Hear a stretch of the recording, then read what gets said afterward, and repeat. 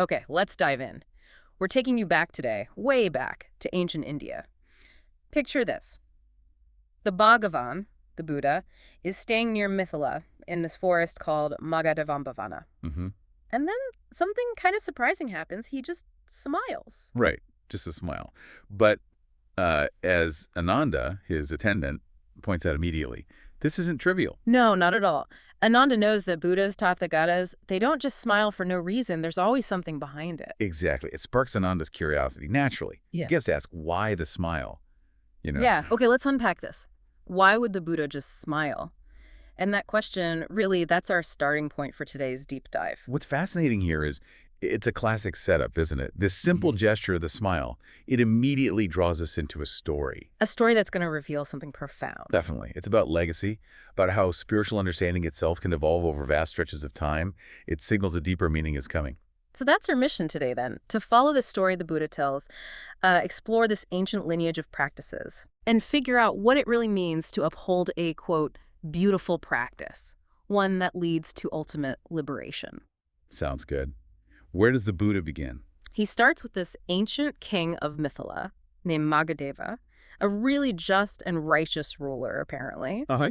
He upheld the Dharma for his people, kept the special observance days, the Uposatha, a model king. And this Maghadeva, he had a very specific, maybe unique instruction for his barber. He did. He told the barber, the moment you see a gray hair on my head, you tell me. Right. And those gray hairs, when the barber finally presents them, they're not just signs of aging. No, they're called Devaduta. Divine messengers. If we connect this to the bigger picture, this isn't just about, oh, I'm getting old. It's much more profound. It's a profound recognition of impermanence. A sign, a call, really, to shift focus towards a higher purpose. It's time.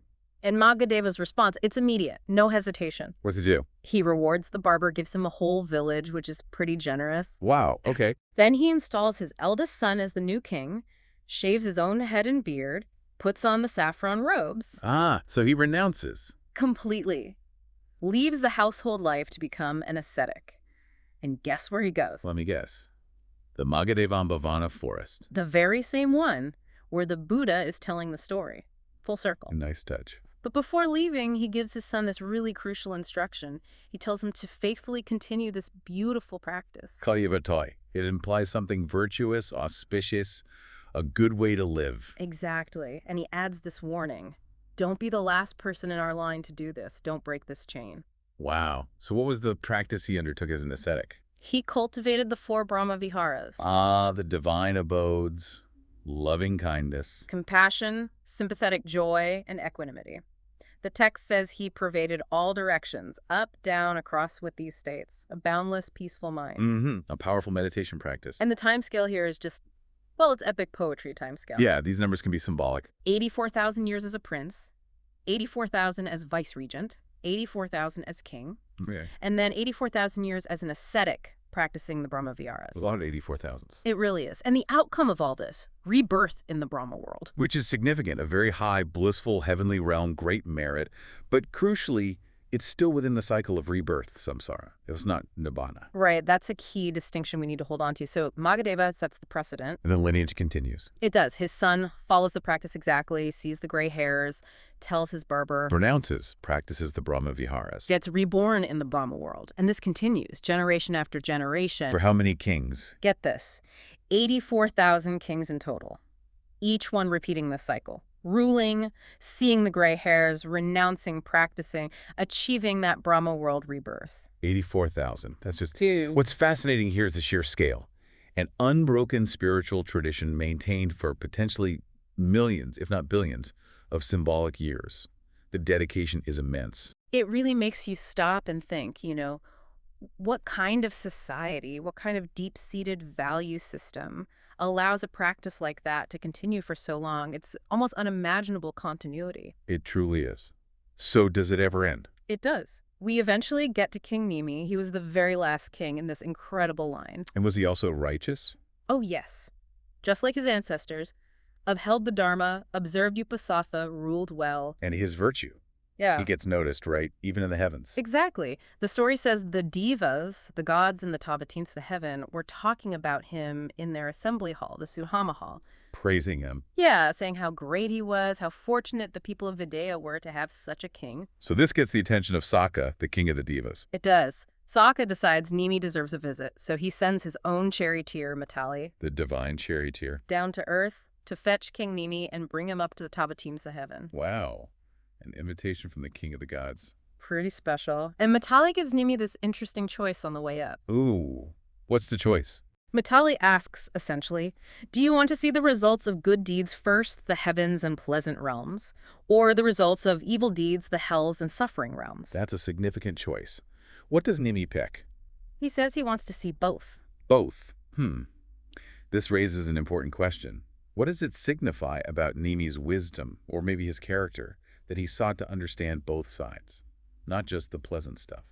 That's a great question. I mean, maybe it shows a desire for complete knowledge, like understanding the whole picture of karma, cause and effect, not just the rewards. I think that's right. It suggests a depth, perhaps. Not just seeking bliss, but seeking understanding, a sign of wisdom, maybe even compassion, wanting to see the suffering too.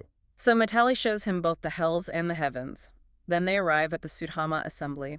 Nimi experiences all the divine splendor. It's been tempting to stay. You'd think so, but no. After his visit, Sokka offers him a place there, but Nimi decides to return to Mithila. He chooses to go back. Why? He wants to continue practicing the Dharma among his people, basically. Fulfill his duties. That's remarkable too. Choosing responsibility and practice over divine pleasure. Yeah. And eventually, like all his ancestors, The gray hairs appear. the divine messengers arrive. He appoints his son, renounces, practices the Brahma Viharas. And is reborn in the Brahma world, following the pattern. Exactly. But here's the twist. Here's where the chain finally breaks. Huh? With his son? With his son, whose name was Kairajanaka, when the gray hairs appeared for him, he didn't renounce. He stayed. He stayed. He didn't go forth into homelessness. He broke the Kalyatavata, the beautiful practice. He became, as Maghadeva had warned against, the last person in that lineage. So the long tradition ends there. It ends there, and this is where the Buddha brings it all home. Okay, the big reveal. He tells Ananda, here's where it gets really interesting. He says, Ananda, I was King Maghadeva in that past life. Wow. So the Buddha himself started that whole tradition. He was the originator of that ancient, beautiful practice. What's fascinating here is that personal connection.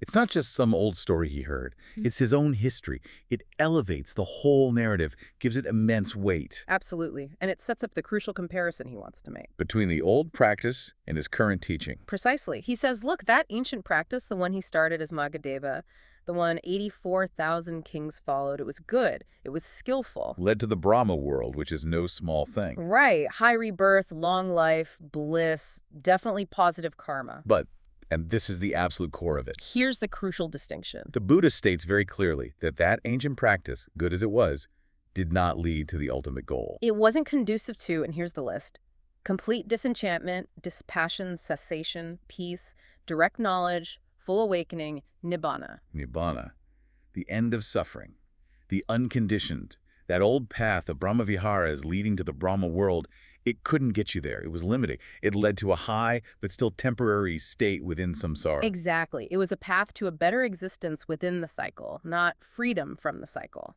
So this raises that important question. What is the ultimate aim? Is it just a good rebirth, comfort, even heavenly bliss?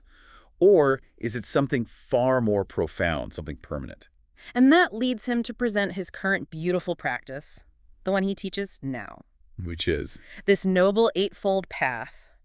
Right view, right intention, right speech, right action, right livelihood, right effort, right mindfulness, right concentration. The cornerstone of his teaching. The path he discovered himself under the Bodhi tree. And the outcome of this path, that's the key difference. Totally different. This path, the Nodal Eightfold Path, this is the practice that leads directly to all those things the other path couldn't reach. Complete disenchantment, dispassion, cessation, peace, direct knowledge, full awakening. Nibbana, ultimate liberation. If we connect this to the bigger picture, it's a fundamental shift.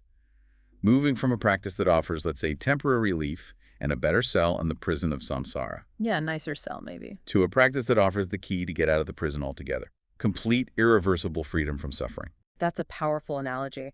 And so the Buddha ends with this really strong admonition. He looks at his monks, but it feels like he's speaking across time to us too. What does he say? He says, essentially, echoing King Magadeva's original warning, but applying it to this new ultimate practice.